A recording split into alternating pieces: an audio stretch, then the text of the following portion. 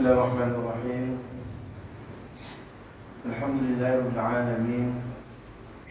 Wassalatu wassalamu ala asyrafil anbiya'i wal mursalin wa ala alihi wa sahbihi ajma'in. Asyhadu an la ilaha illallah wa asyhadu anna Muhammadan abduhu wa rasuluh. Rabbi shrah li sadri wa yassir li amri wahlul 'uqdatam min lisani yafqahu qawli. Rabbi yassir wa la tu'athir, Rabbi tamim bil khair. Subhanaka la 'ilma lana illa ma 'allamtana innaka antal alimul hakim. La hawla wa la quwwata illa billahil 'aliyyil 'azim. La hawla wa la quwwata illa billahil 'aliyyil 'azim. La hawla wa la quwwata illa billahil 'aliyyil 'azim. Qala Allah fil kitabil aziz. A'udzu billahi minasyaitonir rajim. Wa iz qala Allahumma in kana hadha huwal haqqu min indik fa'amtir 'alaina hijaratan minas sama' aw i'tina bi'azabin alim. Sadaqallahul azim. Bermaksud, dan tak kala orang-orang kafir musyrik berkata, Ya Allah, jika benar Al-Quran yang dibawa oleh Muhammad itu turun daripada sisimu, wahai Allah, maka turunkanlah hujan batu daripada langit melimpahkan, ataupun turunkan kepada kami azab yang pedih. Maka benarlah firman Allah Subhanahu wa ta'ala yang kasih lagi dihormati Tuan Imam Tuan Pengurusi Sasar Pimpinan Surah Al-Mustaqim, ibu-ibu, bapak-bapak, muslimin muslimat yang dirahmati Allah sekalian, Assalamualaikum warahmatullahi wabarakatuh. Tama-tama dan selamanya kita merafakkan kesyukuran kita kepada Allah Subhanahu wa ta'ala, kerana dengan limpah kurnianya malam ini dapat kita berhimpun bersama-sama. Kita duduk sebentar dalam majlis ilmu, majlis yang penuh keberkatan dan kerahmatan di sisi Allah Subhanahu wa ta'ala.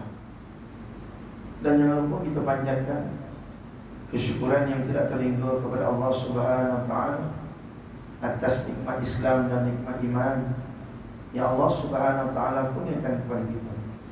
Mudah-mudahan ianya berkekalan sehinggalah kita kembali menghadap Allah Subhanahu wa ta'ala kelak. Amin ya rabbal alamin. Muslimin muslimat yang dirahmati Allah sekalian, ayat yang saya baca tadi daripada surah Al-Anfal ayat 32. Asbabun nuzul turun ayat ini tentang bila mana ada seorang pemuda namanya An-Nadar Al-Haris, dia ni daripada Bani Abu Adar. Dia seorang yang berjaya, orang yang berjaya dalam perniagaan, kaya dan mempunyai nama di kalangan penduduk Mekah. Dan disebabkan dia berniaga ni lah, dia banyak merantau, banyak keluar negara, sampaikan ke kawasan tanah-tanah di jajahan, di bawah jajahan Rom dan Parsi. Satu hari bila dia balik daripada menjalankan perniagaan dia, pimpinan kafir Quraisy datang jumpa dengan dia. Kata An-Nadar, Muhammad ni sekarang ni dah nampak, dia dah mula sebarkan agama baru di Mekah. Jadi susah kita sekarang. Habis pecah belah dah penduduk Mekah. Dulu sebelum ni elok kita duduk dalam rukun aman dan damai, tapi sejak disebarkan agama baru ni susah. Dah jadi pecah belah dah penduduk Mekah. Dah macam-macam parti dah ada, payah nak mangkah masa pilihan raya besok. Itu saya tambah dah tuan. Nabi dah cuba dah suruh Utbah bin Rabi'ah pergi pujuk Muhammad, tapi dia tak jalan. Dia nak tetap juga dengan jalan dengan sebarkan agama baru. Lalu kata Nada, tak apa, aku cuba lah. Biar aku selesaikan masalah Muhammad. Lalu apa dia buat? Yang pertama, kaedah bila mana Nabi SAW berdakwah, menceritakan kisah-kisah dalam Al-Quran, dia duduk sebelah Nabi SAW. Lalu dia kata, korang jangan percaya lah, Muhammad ni membongak, tak ada benda lain, murung begitu. Dia bercakap ni semua tak ada apa, dongeng. Aku kalau setakat cerita Muhammad ni aku dengar hebat, lagi hebat cerita-cerita orang Parsi, orang Rom dia. Tak ada lain lah, semua dongeng, kau jangan percaya orang bohong. Dan Itulah Allah SWT rakam dalam surah Al-Mutaffifin ayat 13. Puak-puak kafir ni tuan-tuan, bila mana dibacakan ayat-ayat Al-Quran tuan-tuan, iza tutla alaihi ayatun, bila dibacakan ayat-ayat kan, mana ayat-ayat Al-Quran tutla ni tuan-tuan, kata ulama tafsir, bukan dibaca sekali, dibaca berulang kali. Tapi bukan bila semakin kita bacakan, semakin dibacakan ayat-ayat Quran pada dia orang ni, puak-puak ni bukan mereka beriman, malah mereka sebut qala asatirun awal. Dia kata ni semua tak lain, ni semua mitos, semata-mata dongeng. Asatirun ni makna dongeng. Macam tu kan anda dah cakap, ni semua dongeng semata-mata. Dia duduk sebelah Nabi SAW, dia komplain gitu. Tuan-tuan, semakin dia kacau dakwah Nabi SAW, semakin dia kacau ceramah Nabi SAW, makin ramai pula orang Mekah datang dengar ceramah Nabi SAW, walaupun tak ada permit. Contoh, dia kata tak jadi ni, try kali kedua. Cara kedua pula, kaedah kedua, apa dia buat?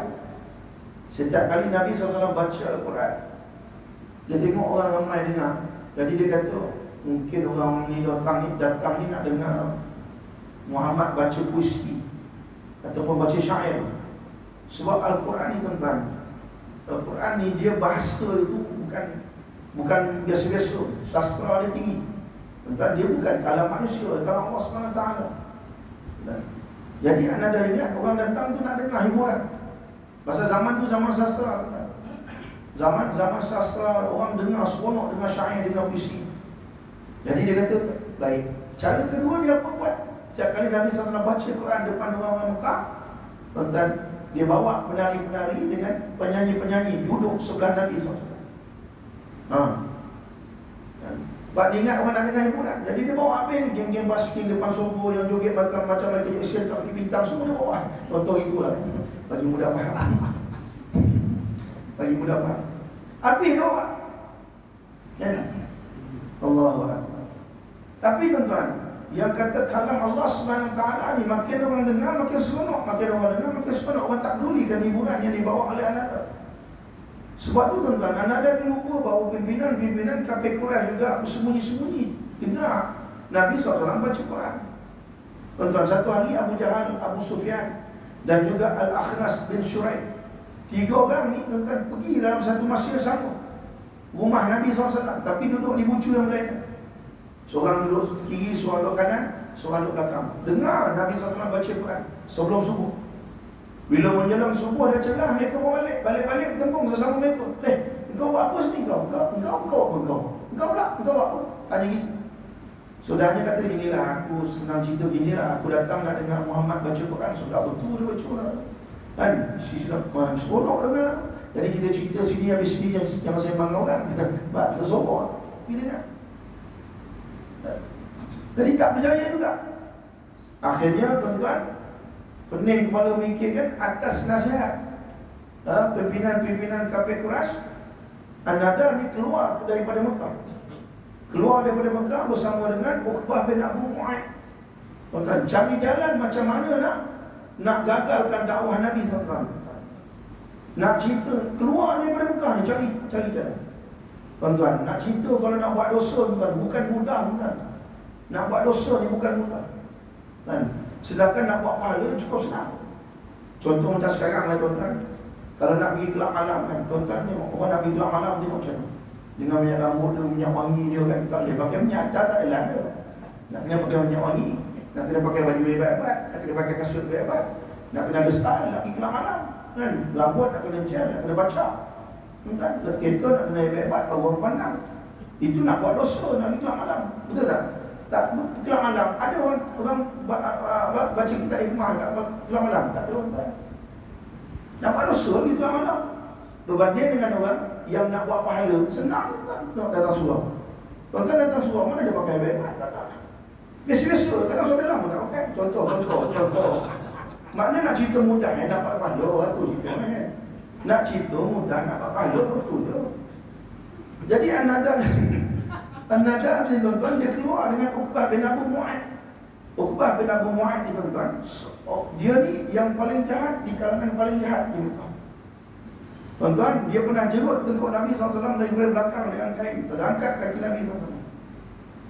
Tuan, sampai Abu Bakar As-Siddiq datang tepuk belakang dia, bahu dia kata, takkanlah kau nak membunuh seseorang yang mengatakan Allah itu Tuhan dia. Baru dia lepaskan Nabi SAW, jatuh terduduk tu. Allah Akbar. Dan dia jugalah yang bertanggungjawab. Kalau tuan-tuan buka kitab sirah Indonesia, tuan-tuan, bagaimana ketika mana Nabi SAW sedang sujud semayang depan Kaabah. Nabi SAW sedang sujud depan Kaabah, tuan.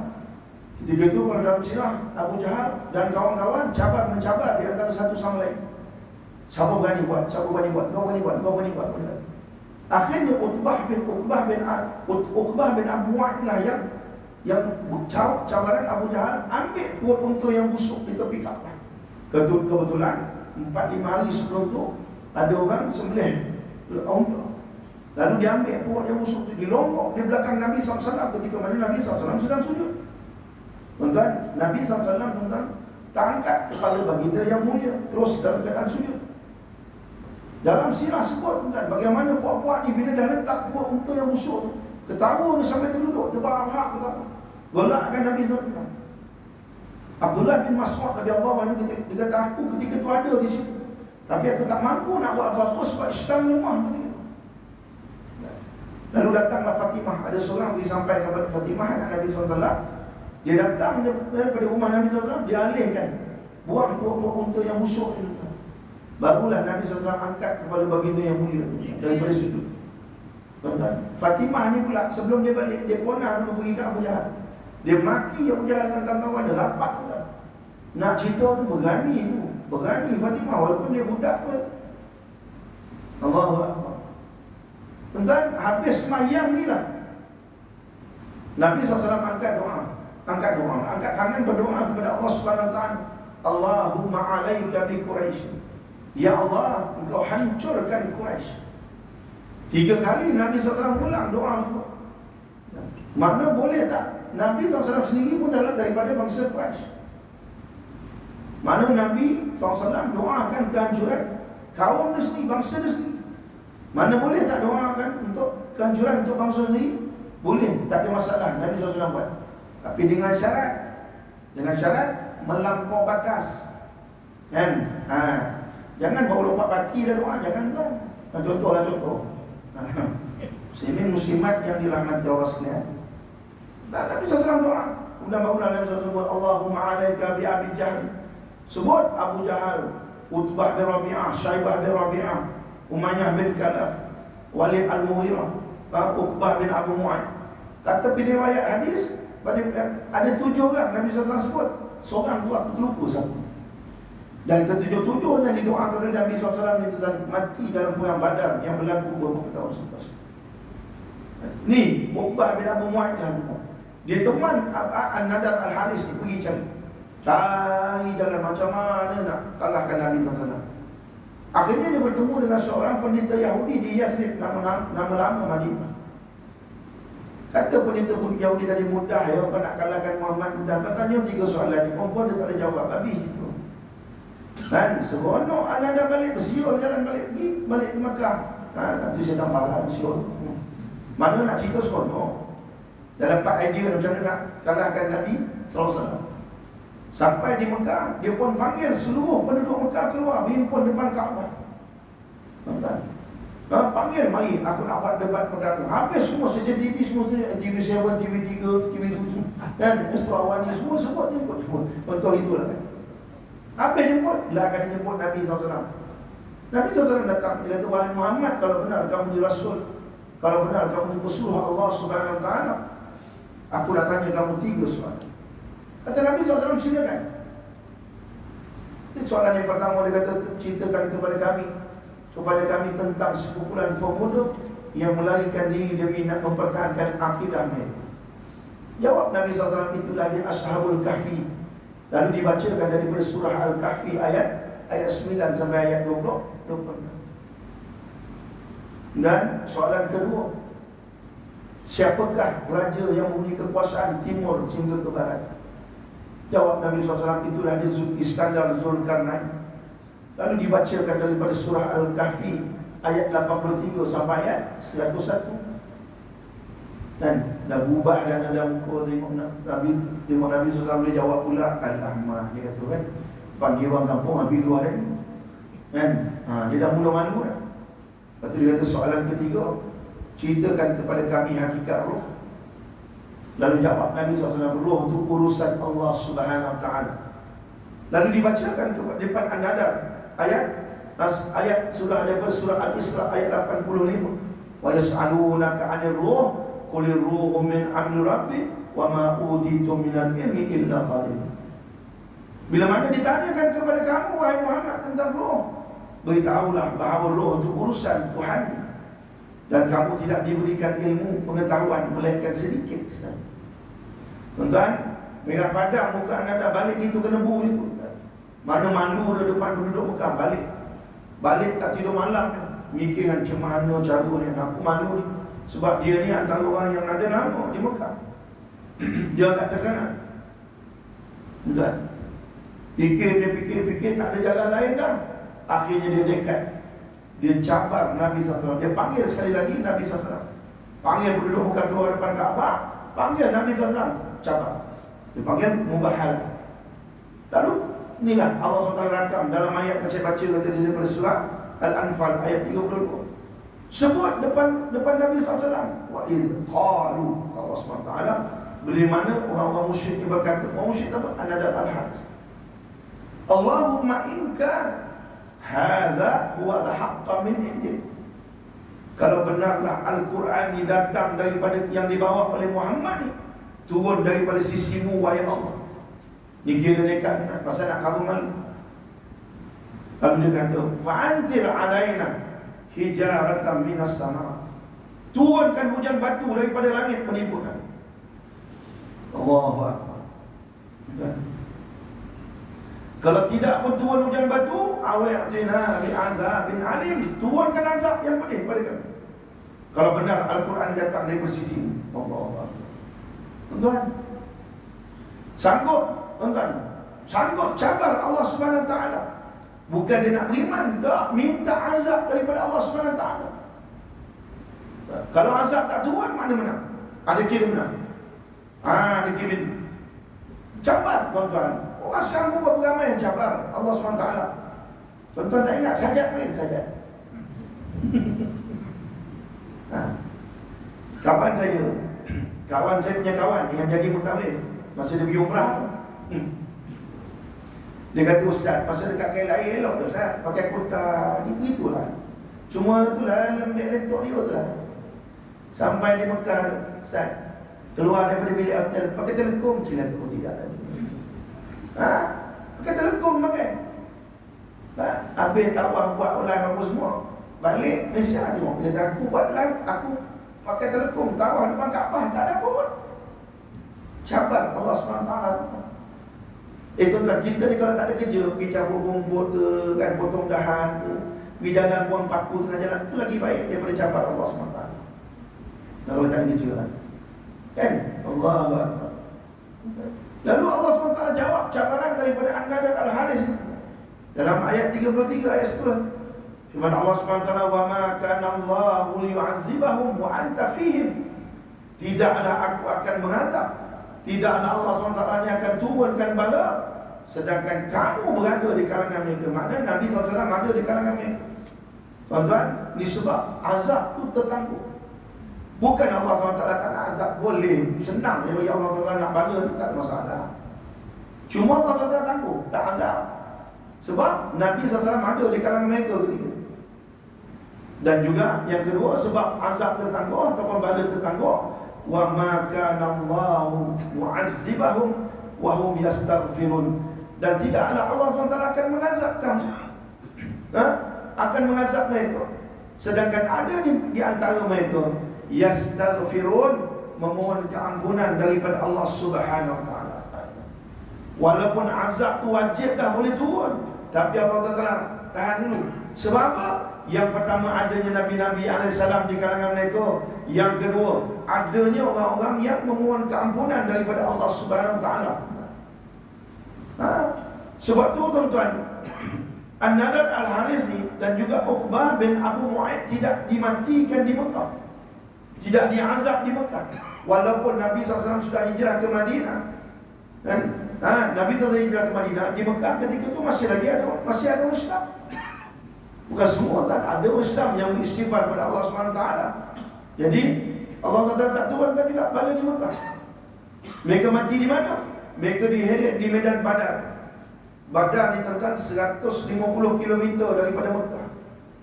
Siapa yang pernah sampai di medan Badar itu tahulah keadaan medan Badar itu macam mana. Disitulah tuan-tuan, An-Nadar dan Uqbah bin Abu Mu'ani, dia di antara 70 tawanan perang Badar. Dan dia dua orang ni saja yang dipancung kepalanya oleh Sayyidina Ali karamallahu wajhah. Makna nak azab apa ni? Keluarkan dulu daripada bumi yang ada anbiya, bumi yang ada orang-orang yang beristighfar kepada Allah Subhanahu Wa Taala. Keluarkan dulu. Kalau tidak pun nabi-nabi ini keluarkan dulu, orang yang baik ini dikeluarkan oleh Allah Subhanahu Wa Taala. Seperti mana yang berlaku kepada Nabi Lut alaihissalam dan Nabi Lut alaihissalam. Tuan, Nabi Lut ni kaum dia tu bangsa yang pertama, manusia yang pertama melakukan hubungan homoseksual LGBT. Seronoknya mereka buat homoseksual ni, kegiatan homoseksual ni bukan sorok-sorok tepi jalan buat.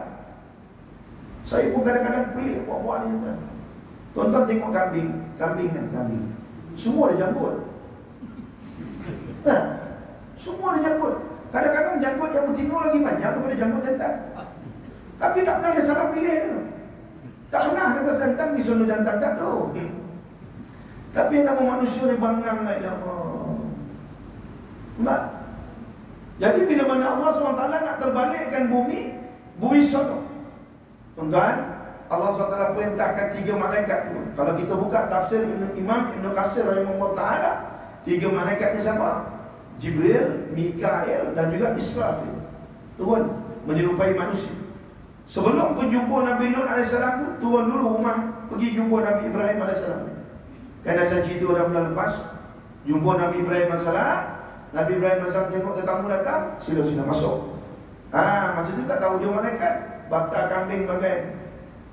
Tengok-tengok dah hidang-hidang kambing, tak makan. Alamak, baru tahu bukan manusia.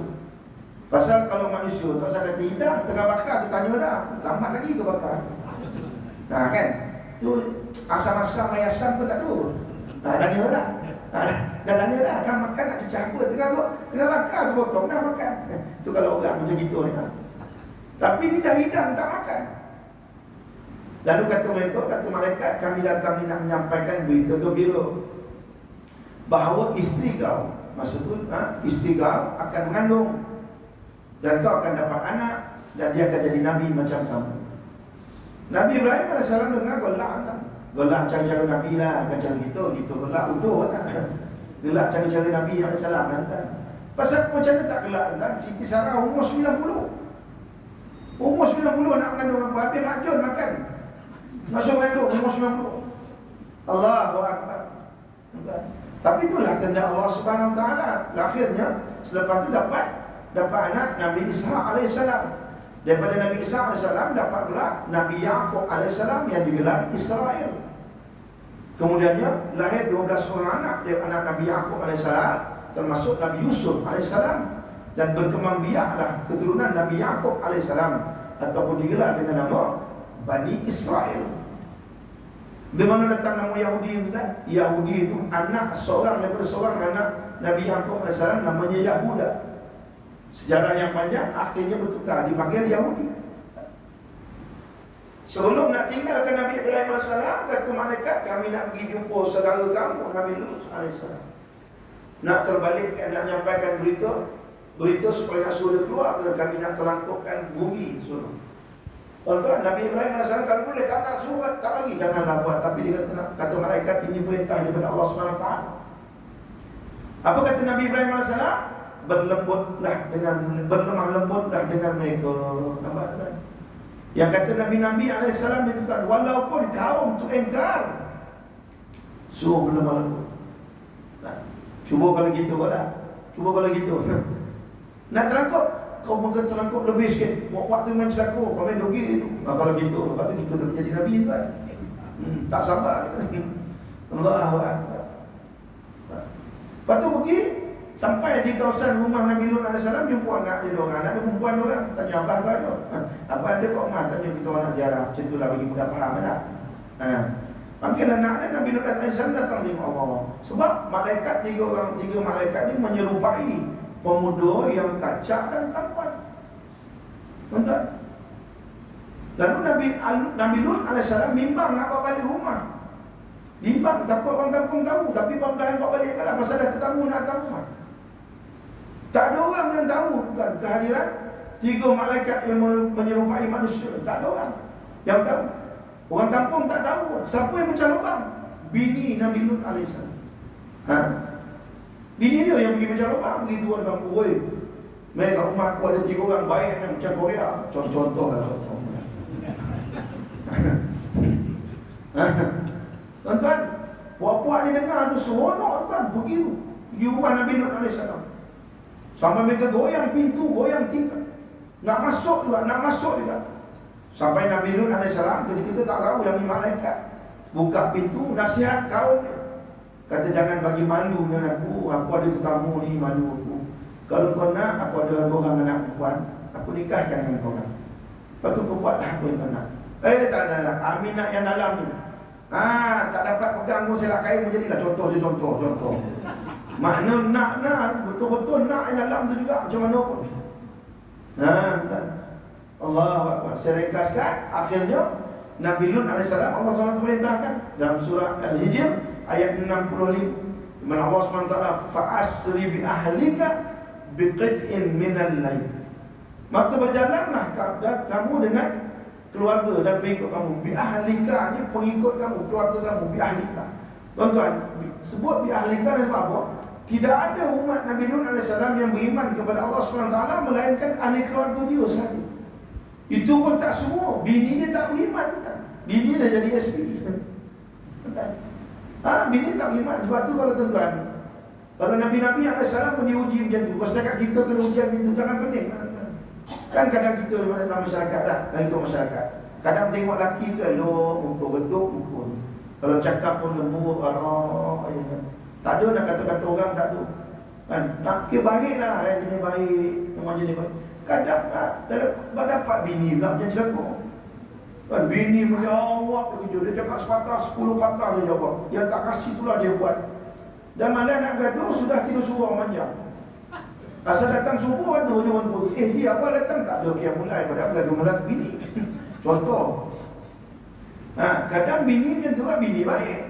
Bini ni baiklah, bini semua bini buat. Ambil anak sekolah bini, hantar anak sekolah bini, kerja bini, masak bini, basuh baju, semua bini. Laki ni mancing. Allah, tak balik rumah mancing, 6 hari duduk laut. Allah, bukan orang sini, orang tempat lain. Saya gelap buat dia risau kan. Bukan orang sini, orang tempat lain. Semua bini buat. Nasib lah tuan-tuan. Nabi-Nabi AS juga diuji. Nabi Lut AS bini dia tak beriman. Nabi Nuh AS anak dan bini tak beriman. Nak kata apa? Itu Nabi-Nabi AS. Cakap kita ni Allah. Tak ada apa sangat. Lalu bi ahlika bersama dengan keluarga kamu dan pengikut kamu biqit'in minal lail. Biqit'in ni sebahagian yang lambat daripada malam. Mana lambat biqit, mana kata ulama tafsir hampir subuh. Tuan-tuan, sebab apa? Pergi lewat. Kenapa? Kalau pergi awal, sebagian awal orang kampung ada tak tidur lagi. Kan? Bila tak tidur lagi nampak pula Nabi Lut keluar. Maklumlah kadang-kadang nak tengok bola, live media siang macam lah contoh-contoh, tak contoh. Jadi tak tidur lagi malam. Game lah pukul 1:30 tak contoh itu. Hak bini pun tak tidur lagi. Kadang tengok Netflix lah, cerita Hindustan, cerita Korea macam kita tengok. Jadi tunggu dulu. Biqit'in lewat, malam yang lewat. Tuan-tuan, wattabi' adbarahum, dan ikutlah kamu daripada belakang. Mana ikut? Nabi Nuh AS ikut pimpin rombongan tu duduk belakang. Wala yaltafit minkum ahad. Jangan seorang pun toleh ke belakang walau apa pun terjadi. Dan ketika itulah, bila mana dalam perjalanan itulah Jibril AS menggoncang bumi Sodom itu dengan sebelah sayap. Tuan-tuan, Jibril ni sayap ada 600. Sebelah sayapnya ada 300 sayap. Sebelah belakang. Digoncang bumi Sodom. Lalu diangkat bumi itu tuan-tuan. Kalau kita baca dalam tafsir, sehingga kan malaikat di langit dengar kokokan ayam, mana tinggi bumi solah berjalan sampai ke langit.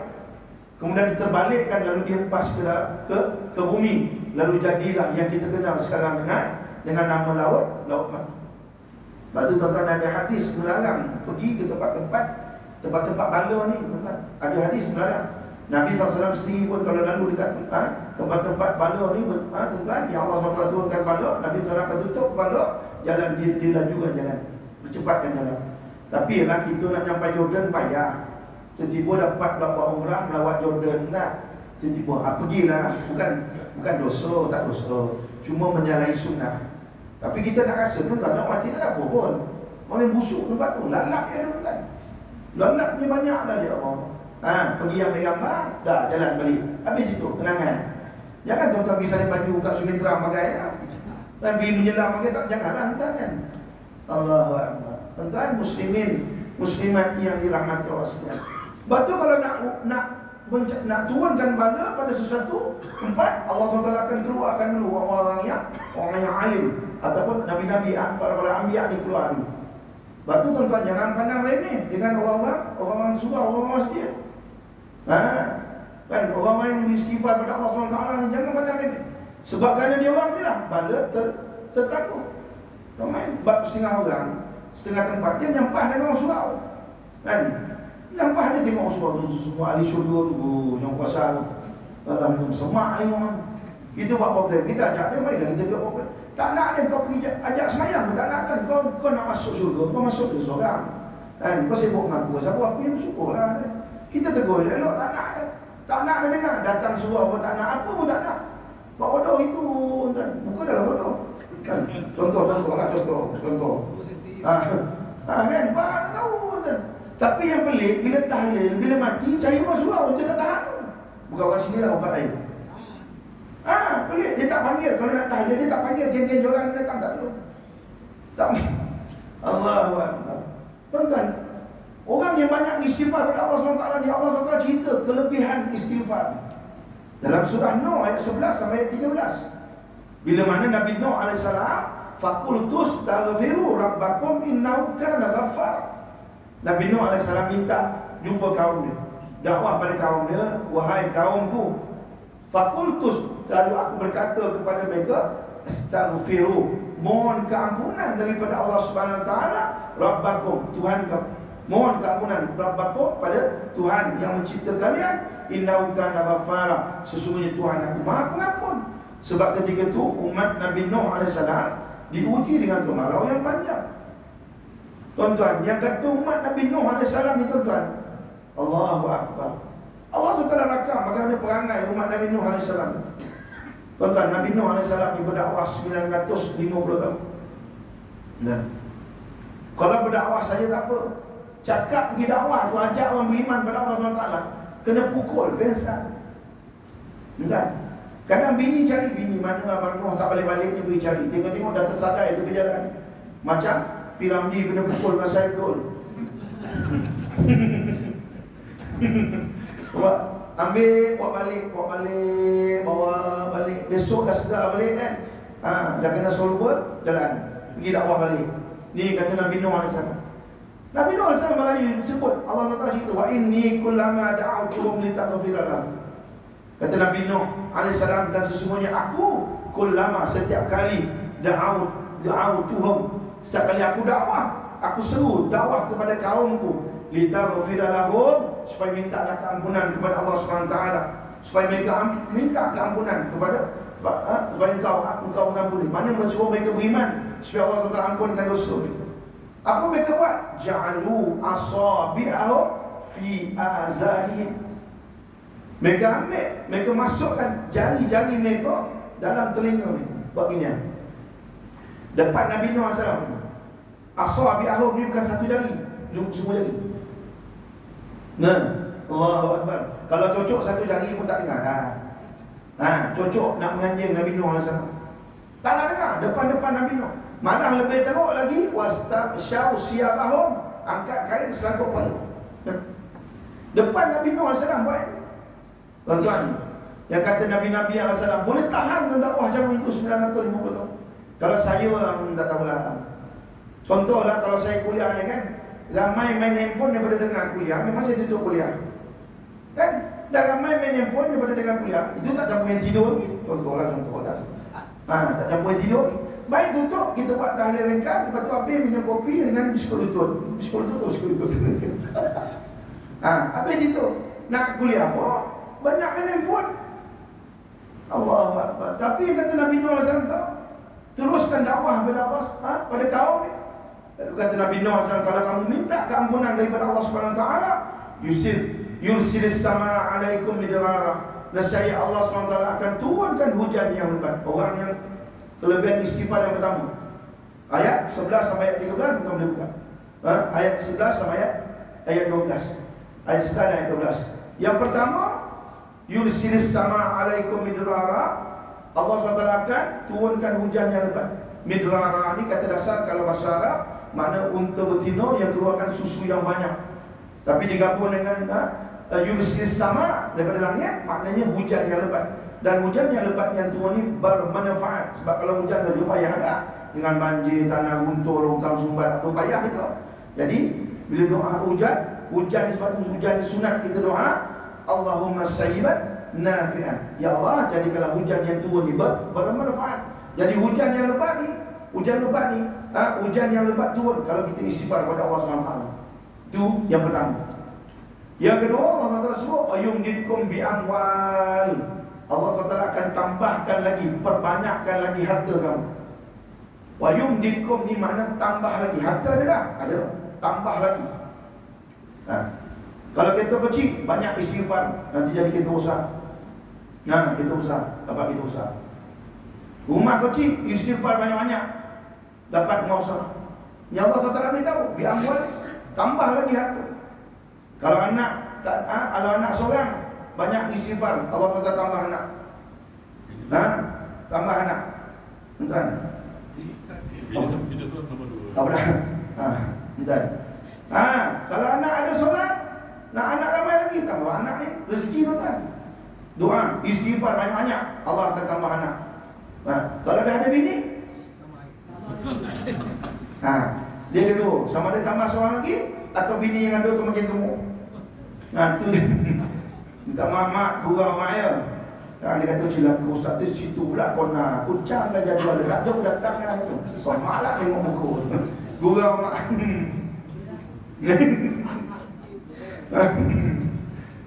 Ni Allah SWT beritahu kan, tambah biar. Baik, tu yang kedua. Yang ketiga, wabanin, anak-anak. Orang tak ada anak, doa, istighfar pada Allah SWT. Allah SWT akan bagi anak. Tuan-tuan, orang tak ada anak ni jangan main tu kan. Kita ada anak, kita bersembang. Kalau orang tak ada anak ni nampak dia tenang, tapi dalam hati tu lain macam. Dapatlah hidup dengan orang Melayu ni. Payah tu. Kan? Tak ada anak cakap, anak ramai pun cakap, kahwin lambat cakap, tak kahwin pun cakap, kahwin muda pun cakap, semua cakap orang Melayu. Kan? Tu kahwin lambat, dia kata orang tu, dia tu dulu mari tak itulah leko cari dunia, sibuk lah, baru dah tu terus nak kahwin siang ni. Saya dapat anak dokong orang ingat cucu. Cakap tak. Bila kahwin muda pun cakap tak, itulah tak ada kerja lain nak mengawan dengan kerja ni. Kan? Tu kahwin muda. Bila tak kahwin pun dia cakap tak, tu tak laku lah tu. Memilih sangat padan ke muka kau. Bila tak ada anak pun cakap juga, pergilah cek tu salah seorang mandul tu ada masalah tu, pergi cek lah. Kan tunggulah lama buat apa tu. Bila anak ramai pun cakap juga, dia tu kalau bini dia kalau beranak macam tikus. Yang kata masyarakat ni tuan-tuan, mampu kalau layan. Memang tak buat kerja itu. Allahu Akbar. Baik, yang ketiga. Wa yaj'al lakum jannat. Allah Taala akan beri kita kebun, jadikan kita kebun, buatkan kebun untuk kita. Kebun tu maksud makanan. Makanan makna rezeki, rezeki murah. Kadang sehari-hari, kadang-kadang bawa duit tu tak laku duit itu. Banyak orang belanja tu. Kalau banyak istighfar ni banyak buah rezeki itu.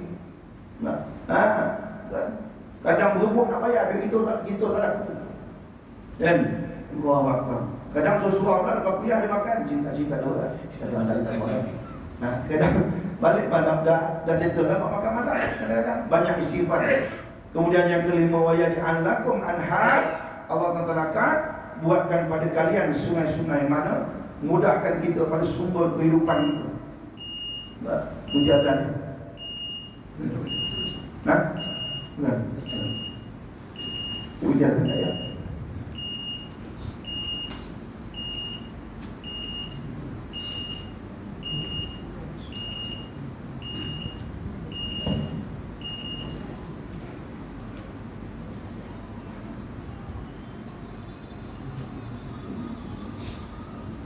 Allahu Akbar, Allahu Akbar, Allahu Akbar, Allahu Akbar.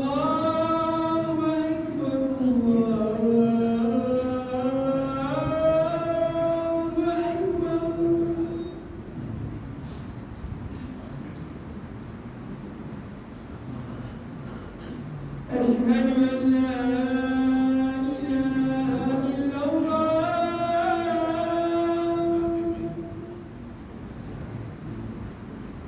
أشهد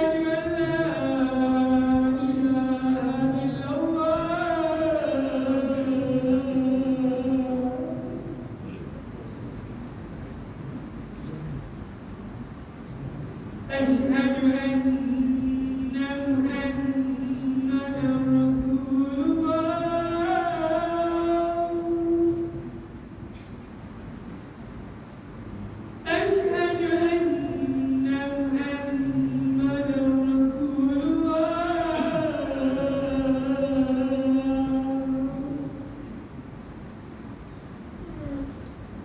حي على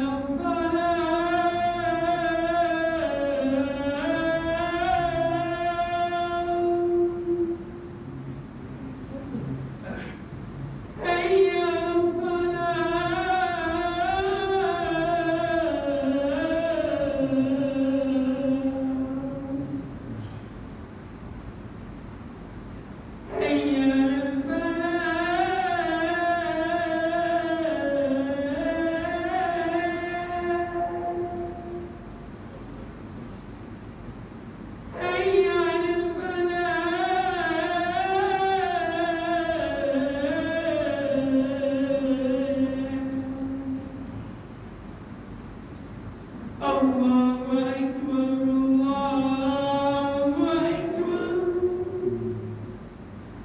La ilaha illallah.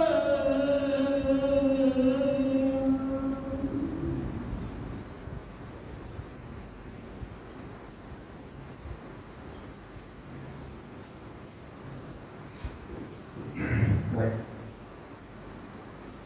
Saya mohon izin dengan jemaah supaya kita enjamkan sikit solat Isyak. Sebab saya nak habis kata dulu sikit. Kemudiannya saya akan update perkembangan terbaru yang berlaku di Gaza, insyaAllah. Baik. Sebab tu air ni tuan-tuan, Allah SWT akan bagi kita sumber kehidupan. Bahkan air ni kan dulu kalau tamadun apa semua kerajaan pun bermula di tepi-tepi sungai. Sebab itulah menjadi jalan hubungan. Kalau tak ada air payah kita tuan-tuan. Tuan-tuan saudara mara kita di Gaza kan. Tuan perang dah masuk 101 hari dah, hari ni. Mereka potong air ni daripada 7 Oktober yang lepas. Tuan bayangkan. Memang sebelum ni pun Israel kontrol air. Air dia trade Israel kontrol. Tuan-tuan, air ni pun dia buka 3 hari, dia tutup 4 hari. Dia buka 2 hari, dia tutup 6 hari. Ikut suka mak abah dia lah dia nak buka, dia tutup. Tuan-tuan, pada rakyat Gaza. Pasal dia orang kontrol. Tuan-tuan bayangkan kalau tak ada air. Allahu Akbar. Sekarang ni tuan-tuan, penduduk Gaza mereka dapat air tuan. Air yang mereka dapat guna sehari, dapat minum bukan guna, minum sehari ni 1 ke 2 liter maksimum sehari. 1 ke 2 liter ni tuan, katakan kita cuba berak tak lepas. Yang kita lah. Begitu berak tu tembak air je tu. Dapat tak kalau tandas surau. Oh tembak kami sedap, dia berkilat tak ada tembak. Kan? Itu ni. Tapi itulah nasib yang menimpa penduduk Gaza sekarang kan. 1 ke 2 liter maksimum sehari mereka dapat. Allahu Akbar. Sebab bekalan air bersih masih lagi tak dapat masuk ke Gaza. Sebab pintu Rafah masih lagi ditutup. Saya dah sebut dah sebelum ini tuan. Rafah ni walaupun dalam Mesir Tapi tuan-tuan, nak buka pintu Rafah ni perlu kepada kebenaran Israel dulu. Siapa yang sayang? Hosni Mubarak ketika dia jadi Presiden Muslim. Baik, tuan-tuan muslimin, muslimat yang dirahmati Allah sekalian. Lepas tu ni 5 kelebihan orang-orang yang istighfar kepada Allah SWT. Yang pertama, Allah SWT akan turunkan hujan. Yang kedua, Allah SWT akan tambah harta. Yang ketiga, Allah SWT akan bagi anak. Yang keempat, tambah banyakkan rezeki, makanan dan sebagainya. Dan yang kelima, sumber kehidupan kita Allah SWT akan bagi. Dan orang itu kena banyak istighfar kepada Allah SWT. Sebab tu Imam Hasan Al-Basri kan, satu hari bila orang datang jumpa dia, wahai tuan guru, kami ni tak ada anak, apa yang patut kami buat? Lalu jawab Imam Hasan Al-Basri, balik kamu pergi istighfar banyak-banyak. Lalu datang lagi seorang, dia kata, tuan guru, saya ni susah, saya ni miskin, apa yang patut saya buat? Kata Imam Hasan Al-Basri, pergi balik istighfar banyak-banyak. Tu datang lagi satu kampung datang, wahai tuan guru, kampung kami kemarau, tuan guru, apa yang patut kami buat? Kata Imam Hasan Al-Basri, pergi balik istighfar kepada Allah SWT. Anak murid berhenti tengok, tanya, wahai tuan guru, kenapa 3 soalan yang berbeza? Tuan guru jawab benda yang sama. Jawab Imam Hasan Al-Basri, kata, aku mengambil iktibar daripada ayat surah Nuh alaihissalam, surah Nuh daripada ayat 11 dan ayat 12. Lalu dibacakan ayat yang saya baca nanti. Muslimin muslimat yang dirahmati Allah sekalian. Lepas tu dalam kitab Ihya Ulumuddin tulisan Imam Ghazali rahimahullah taala, tentang dalam satu hadis daripada Ibnu Abbas radhiyallahu anhu, kata Nabi SAW, barang siapa yang melazimkan istighfar, mana rajin istighfar dan selalu istighfar, mulut istighfar, dan tak ada dia kalau melatah istighfar, tak ada nak cabut dia. Itulah kan, mana melazimkan istighfar ni, maka Allah SWT akan jadikan jalan keluar daripada setiap kesulitan yang dia lalui, dan menjadikan setiap kesulitan menjadi kelapangan, dan Allah SWT akan memberinya rezeki daripada jalan yang tidak disangka-sangka. Riwayat Abu Daud dan juga Ibnu Majah. Muslimin muslimat yang dirahmati Allah sekalian, semoga kita semua tergolong dalam golongan yang sentiasa beristighfar kepada Allah SWT, iaitu mohon keampunan dari Allah SWT. Nabi SAW sendiri tuan, yang tak ada dosa, yang dosanya dah diampun, dosa akan datang pun akan diampun, dah diampun oleh Allah SWT, pun sehari ini istighfar 100 kali tuan. 100 kali istighfar kepada Allah SWT. Allahu Akbar. Apatah lagi kita yang hidup kita sentiasa dengan bergelumang dengan dosa. Jadi mintalah, selalulah kita minta keampunan daripada Allah SWT.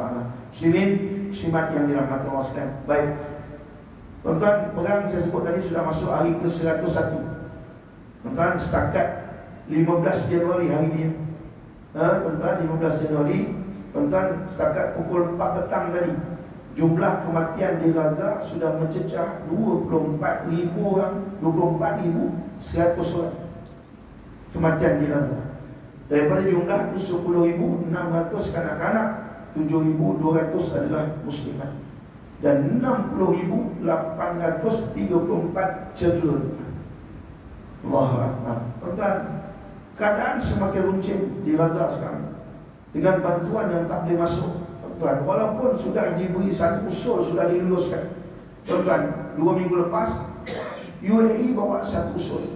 Tuan-tuan, Amerika Syarikat sudah menggunakan 2 kali kuasa veto dia untuk menghalang gencatan senjata berlaku di Gaza.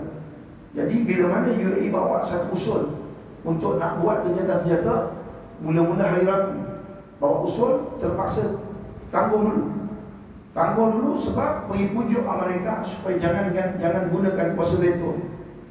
Jadi tangguh hari Jumaat. Daripada hari Rabu tangguh hari Jumaat. Hari Jumaat bersidang, tuan-tuan, pun tak bersedia juga nak bentak usul oleh UAE. Sebab apa? Amerika kata kami belum bersedia. Tuan-tuan, akhirnya hari Sabtu, tuan-tuan, usul yang dibentang dan diluluskan apa dia? Memperbanyakkan lagi bantuan kemanusiaan masuk ke Gaza. Itu usul yang diluluskan. Sepakat diluluskan. Tuan-tuan, tidak ada satu pun, tuan-tuan, tidak ada satu perkataan pun ditulis gencatan senjata. Tak ada. Mana yang dilulus ni hanyalah memperbanyakkan bantuan kemanusiaan saja. Tidak ada gencatan senjata. Tuan-tuan, dalam keadaan itu pun Amerika dan Rusia berkecuali. Tak tahu nak cakap dengan Amerika celaka semua. Anthony Blinken, tuan-tuan, hari ini keluar kenyataan. Kami berasa sedih dengan kematian di kalangan orang Israel. Allah. Dia di institusi negara Amerika. Dalam keadaan umat Islam Gaza, tuan-tuan, dalam keadaan 1.3 juta sudah hilang tempat tinggal. Tuan-tuan, 290,000 bangunan hancur. Dalam keadaan 600,000 dalam kebuluran. Tuan-tuan, tambahan pula cuaca 2 hari 3 hari ni, tuan, dalam keadaan hujan tak berhenti. Dan musim sejuk pula tu sekarang. Mereka duduk dalam kemah-kemah. Mereka tak ada bahan untuk nak panaskan badan. Dalam keadaan air tak ada, dalam keadaan elektrik tak ada, dalam keadaan ubat-ubatan tak ada. Hospital Ashifa, tuan-tuan, 2 hari lepas sudah menghentikan operasi sebab tidak ada lagi, tak mampu lagi nak jalankan operasi sebab bahan api dah habis. Tuan-tuan, saya sebut dah sebelum ni, hospital kalau dia berhenti beroperasi, bermakna hospital akan perlahan-lahan bertukar menjadi rumah mayat. Bagaimana anak bayi dalam inkubator, orang-orang yang guna alat pernafasan, orang yang dialisis, macam mana habis kan? Dalam keadaan hospital di North Gaza, di Ben Hanun, di Jabal Lail, tuan-tuan, 4 hospital hancur, tak ada hospital kan? Tuan-tuan, dalam keadaan Israel terus mengganas. Tuan-tuan, di hospital Khalil Adwan, tuan-tuan, bila mana rumah dah hancur dibom, mereka buat kemah di keliling hospital. Tuan-tuan, tengah orang Palestin tengah tidur, tentera Israel dibelah di satu side, keliling tu ada satu side belakang. Mereka datang waktu malam, mereka gelek kemah tu dengan kereta tank. Mereka gelek kemah ni semua, mereka gelek dalam keadaan cedera parah tu, tuan-tuan. Mereka ambil orang Islam yang mereka dah gelek tadi, mereka tanam hidup-hidup. Dalam keadaan mereka terus mengebom Rafah, tuan-tuan. Gaza ni tak besar, tuan-tuan. Gaza ni panjang 45 km, lebar 17 km. Keluasan dia 365 kaki persegi, kilometer persegi. Tuan-tuan bayangkan Melaka kan, besar Melaka sikit tu lah di Gaza. Tuan-tuan, dalam keadaan Gaza ni dikepung pula dengan tembok 8 meter. Bila Hamas menang pada pilihan raya 2006, Israel melihat Hamas sebagai satu ancaman, lalu dia blok. Jadi orang Gaza ni tak boleh keluar. Laut tak boleh keluar, laut dia ada garisan dia. Keluar daripada garisan, tentera Israel standby untuk tembak. Kepung, tuan-tuan, tak boleh keluar. Dan bancian tahun 2020, penduduk Gaza ni ada 2.2 juta, menjadikan Gaza ni penjara terbuka yang paling padat di dunia. Tuan-tuan, batu Israel ni kalau dia balik bom, pejam mata balik je bom mana-mana, tetap orang Islam akan mati. Dan Gaza ni ada 5 wilayah. North Gaza, utara Gaza tu Ben Hanun, Jabalia tu semua North Gaza. Yang kedua City of Gaza, Bandar Gaza. Yang ketiga Del Al-Balah. Yang keempat Khan Yunis. Yang kelima Rafah, yang di belah Gaza, yang di belah Mesir, yang di belah Gaza. Tuan-tuan, 4 wilayah lain ni hancur. Dah hancur dah. Yang tinggal Rafah saja. Rafah ni pun, tuan-tuan, penduduk asal ada 250,000 saja. Sekarang sudah mencecah hampir 800,000 orang. Tuan-tuan, Rafah ni kalau hancur ni, hilang Gaza daripada peta dunia.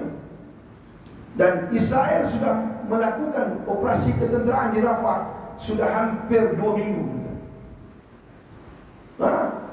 Dalam keadaan tu pun Anthony Blinken, Setiausaha Negara Amerika, kata kami bersedih dengan keadaan rakyat Israel yang diserang oleh pengganas Hamas. Allah. Sampai bila negara umat Islam nak mahu? Sampai bila nak tengok?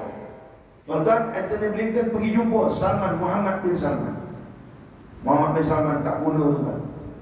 Dia ni sekarang seolah-olah dia lah yang memegang dasar Saudi. Bapak dia tak sihat dah. Raja Salman dah tak sihat. Dia lah yang kontrol. Tuan-tuan, ketika mana umat Islam diserang, dilanyak, disembelih di Gaza, dia boleh rasmikan kelab malam bentuk Kaabah di Riyadh, buat Kaabah baru macam dalam tu semua kelab malam dan juga gelangan tidur. Ni bila jumpa dengan Anthony Blinken, tuan-tuan boleh sebut minta tolong, kalau boleh Israel tu buatlah senjata-senjata. Allah. Tuan-tuan muslimin muslimat yang dirahmati Allah sekalian. Malah Arab Saudi duduk sama sekali dengan Amerika dan juga UK pergi serang Yaman sekarang. Dah 3 hari tuan mereka serang Yaman. So apa? Yaman tahan kapal-kapal yang masuk nak pergi ke Laut Merah melalui Selat Bab Al-Mandeb nak pergi ke Terusan Suez. Tuan-tuan, tindakan Yaman ni tuan-tuan, Israel ekonomi dia jatuh teruk. Sebab laporan daripada Israel sudah 3 minggu tidak ada satu kargo pun sampai di pelabuhan Israel. Sebab kapal tak berlalu. Kapal-kapal yang Israel semua ditahan oleh Yaman. Tuan-tuan. Dan dia kata situasi ini akan berterusan mungkin dalam ambil masa sebulan. Sebab kapal-kapal tak berani dah masuk lalu Selat Bab Al-Mandeb. Tuan-tuan, Bab Al-Mandeb ni selat tu sempit. Belah kanan Yaman, belah sini Djibouti dan Eritrea. Tuan-tuan, nak masuk tu yang Yaman tahan. Sekarang ni kapal semua pusing ikut Tanjung Harapan, South Africa, pusing balik, baru masuk Europe, baru pergi Israel. Ambil masa sebulan lebih, kos naik 5 kali ganda. Dalam keadaan Israel sekarang ni menanggung tuan-tuan, perbelanjaan perang yang masuk 101 hari ini, mereka sudah belanjakan hampir 50 bilion US dollar yang kena habis. Dalam keadaan Hamas masih lagi bertahan. Tuan-tuan, sebab tu tuan-tuan ekonomi mereka jatuh. Lapangan terbang mereka 2,000 terpaksa dipotong gaji hampir 50% dan 600 petugas mereka diberi cuti tak berani. Kedai-kedai makan mereka tutup. Sebab apa? Tak ada orang nak kerja. Dia ambil askar-askar, jadi askar simpanan semua dia ambil, dia buat perang. Itu baru Yaman. Itu dalam keadaan Yaman tolong Israel Palestin tu pun tuan-tuan. Saudi boleh bersama-sama dengan Amerika dan juga UK pergi serang Yaman sekarang. Tuan-tuan nak kata apa dengan Saudi? Sebab tu saya tak pelik tuan-tuan pasal Saudi ni tuan-tuan. Mereka ni tuan-tuan, dia orang ni mulut mereka ataupun dia orang ni tak termakan budi dengan Amerika lama. Malah Saudi ni sendiri tuan-tuan, negara Saudi itu sendiri ditubuhkan atas dasar ataupun restu daripada British pada 1932 melalui perjanjian Jeddah pada 1927. Itu siapa? Abdul Aziz As-Saud jadi dia. Panjanglah cerita dia tuan-tuan. Tapi nak cerita, jangan mimpi Saudi ni akan tolong Palestin buat Islam. Tak ada. Punya banyak negara Islam tuan-tuan, 57 OIC 57 negara. Liga Arab ada 22 negara. Tak ada satu pun berani pergi lawan, pergi bawa dakwah Israel. Yang dakwah South Africa. Hari ni dah 3 hari, 4 hari dah pembicaraan berlaku di ICJ, International Court of Justice. Tuan-tuan tengok hujah dia orang tuan-tuan gelak tengok. Israel punya peguam bagi hujah. Dia kata bukan kami yang bom hospital, Hamas. La ilaha illallah. Dia bodoh gitu, dia cakap-cakap dia bodoh lagi dia betul. Seolah-olah mereka lah yang diserang. Oh, sakit. Tuan-tuan, dan hari ini jurucakap Ismail Hanayeh sebut minta tolong dengan Jerman, jangan jadi pembantu kepada Israel. Sebab Jerman tak tolong. Dia kata tidak ada Israel, tidak ada satu pun perjanjian ataupun apa tu dipanggil apa tu Geneva, tak ada satu pun yang mereka langgar. Tuan-tuan, peraturan Geneva tu tak langgar apa. Benjamin Netanyahu begitu juga dengan bahasa yang mudah faham, sebut depan media. Dia kata askar Israel IDF, Israel Defense Force adalah askar yang paling beretika dalam dunia.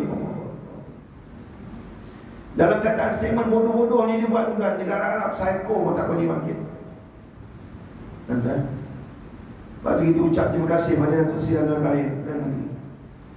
Bila mana keluarkan arahan halang kapal Zim ni berpengkalan di Israel, berlabuh di mana-mana pelabuhan di Malaysia.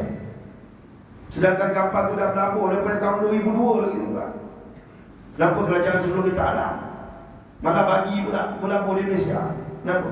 Yang kata kita ni bersama Palestin, kita bersama perjuangan Palestin. Kenapa tak alam daripada dulu?